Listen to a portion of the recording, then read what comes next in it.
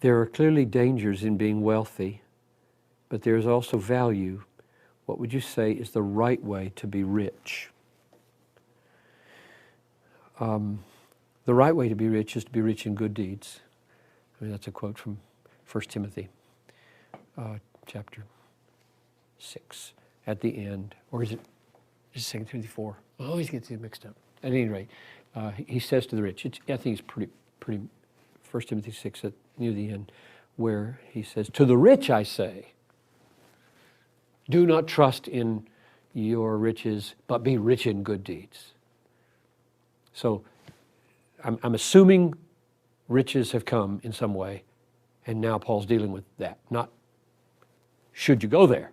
He says something about that, namely, don't want to go there. Don't want to be rich. And I'll get to that in a minute, but if a person is rich, what do you say to them? And what you say to them is, don't trust your money and be rich in good deeds. Now that rich in good deeds is probably going to deplete their barns. I think will. I think a person who comes to Christ as a very, very rich person will start finding ways to divest himself of excesses. Now he may do a foundation. That's what I do with my royalties. To protect myself from the royalties, create a foundation. So royalties come to the foundation, and then you give it away. You have a ball giving the money away. But it's protected from you. I can't have it. It's not mine to have a personal disposal over.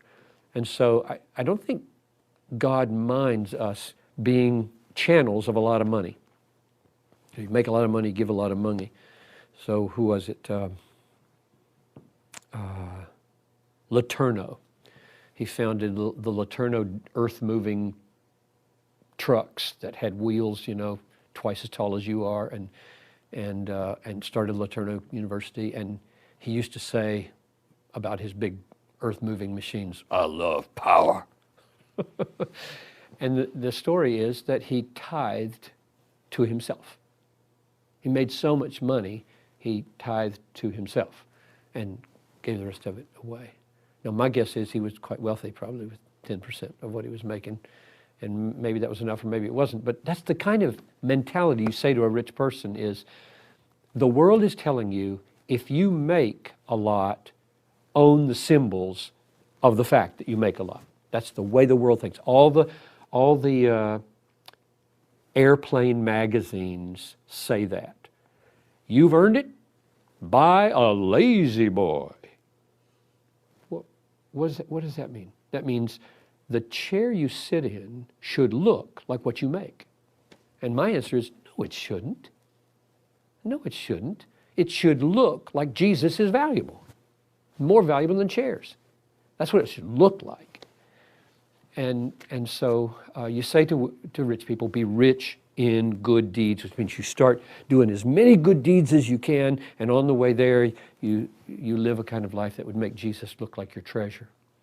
Now, on the other end, should you ever want to go there, and Paul is just crystal clear, those who desire to be rich fall into temptation, into many senseless and hurtful temptations that bring the soul into ruin.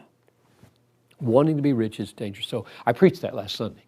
A guy comes up to me afterwards, he said, okay, I was kind of bothered by this sermon because I'm just starting a business and I really want it to succeed. To which I said, I don't think you were listening carefully, because in that sermon, I had made clear this. I said, not a problem. I hope you succeed like crazy. I hope your business grows to be worth billions of dollars and that you employ 500,000 people.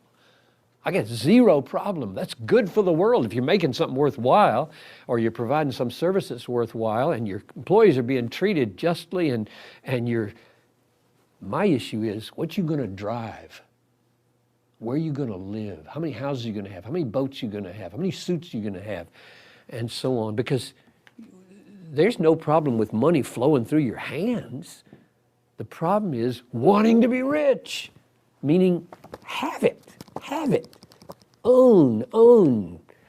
And I admit that that's a dangerous, dangerous call to say, go ahead, succeed all you want, make all you want, but don't keep all you want, and don't buy all the symbols of wealth.